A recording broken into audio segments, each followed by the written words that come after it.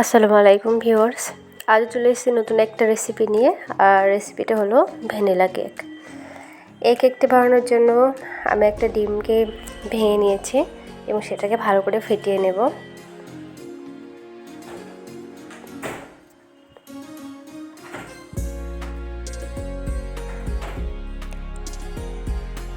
এরপর দিয়ে দেব 1 কাপ চিনি। আমি চিনিটাকে মিক্সিতে গুঁড়ো করে নিয়েছিলাম, পাউডার করে নিয়েছিলাম যাতে ভালো করে মিশে যায়, তো সেটা দিয়ে দিলাম।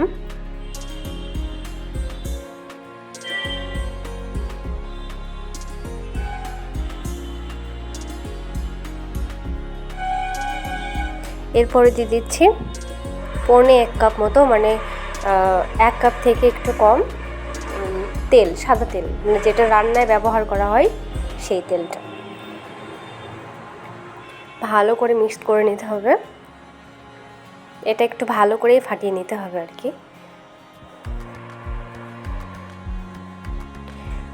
এরপরে দিয়ে দিচ্ছি 1 কাপ মতো দুধ।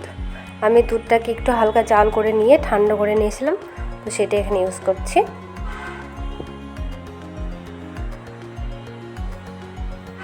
দুধটাও খুব ভালো করে মিশিয়ে নিতে হবে। এবার দিয়ে দিচ্ছি ফ্লেভারের জন্য একটু ভ্যানিলা এসেন্স। আপনারা চাইলে অন্য যে কোনো ফ্লেভারের এসেন্স ইউজ করতে পারেন। আমি এখানে কোকো পাউডার ইউজ করিনি। কোকো পাউডারটা ইউজ করলে এটার একটা কালার চলে আসতো, তো আমার কাছে ছিল না, তাই আমি সেটা ইউজ করতে পারিনি। আপনারা চাইলে এখানে কোকো পাউডারটা ইউজ করতে পারেন। এরপরে দিয়ে দিচ্ছি ময়দা। আমি এখানে 1 কাপ ময়দা দিলাম, ভালো করে মিশিয়ে নেব।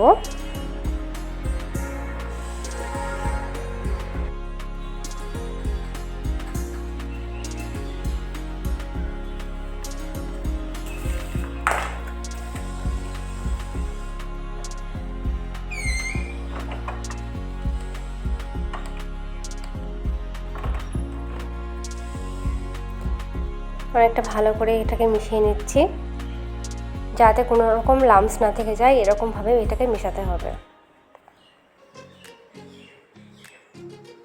এবার ব্যাটারটা অনেকটা পাতলা লাগছে, তো আমার মনে হয় এখানে আর একটু লাগবে ময়দা, তো আমি আরও 1/2 কাপ মতো ময়দা এখানে দিয়ে দিচ্ছি।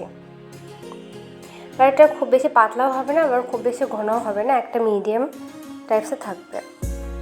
আমি দেখিয়ে দিচ্ছি সেটা কেমন, থিকনেসটা কেমন হবে সেটা আমি দেখিয়ে দিচ্ছি।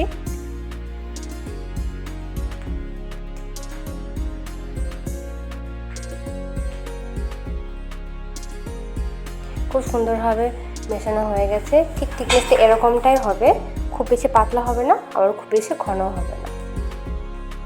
এবার দিয়ে দিচ্ছি বেকিং পাউডার।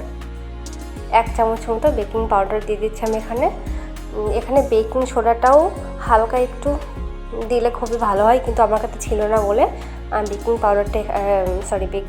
সোডাটা এখানে দিতে পারিনি। তো আমি এখানে 1 চামচ মতো বেকিং পাউডার দিয়ে দিয়েছি এবং সেটা ভালো করে মিক্সড করে নিয়েছি। আর বেকিং পাউডারটা সব শেষে ইউজ করাটাই বেটার,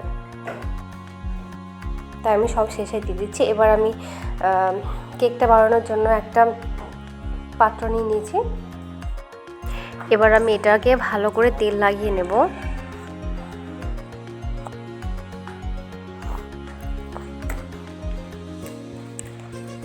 তেল লাগানো হয়ে গেছে। এবার আমি দিয়ে দিচ্ছি এখানে খাতার যে পিসটা হয় সেটা আমি এটার মাপ করে কেটে নিয়েছি, তো সেটা আমি দিয়ে দিচ্ছি।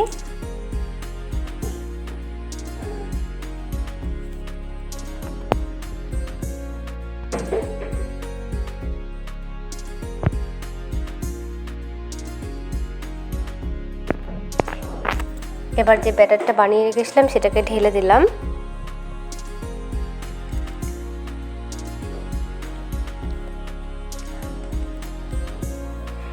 এবার ব্যাটারটাকে একটু ড্যাপ ড্যাপ করে নেব যাতে করে ভিতর থেকে হাওয়াটা বাইরে চলে আসে। ব্যাস, কেকের ব্যাটারটা রেডি। এবার আমি আগে থেকে একটা কড়াইকে গরম করে রেখেছিলাম, সেটার ভিতরে একটা স্ট্যান্ড বসিয়ে দিচ্ছি। এবার স্ট্যান্ডের উপরে কেকের পাত্রটি দিয়ে দেব। এবং 40 থেকে 50 মিনিটের জন্য এটাকে ঢাকনা দিয়ে লো টু মিডিয়াম ফ্লেমে রেখে দেব।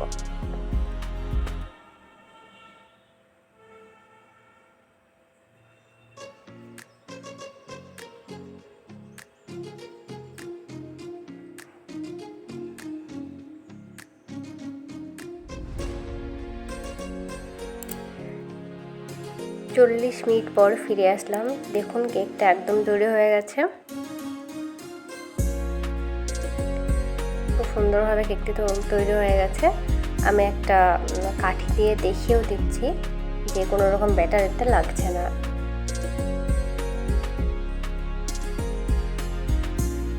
আরেকবারও দেখিয়ে দিচ্ছি, কোনো রকম ব্যাটার এতে লাগছে না, তার মানে কেকটা একদম তৈরি হয়ে গেছে। এবার আমি এটাকে চুলা থেকে নামিয়ে নেব।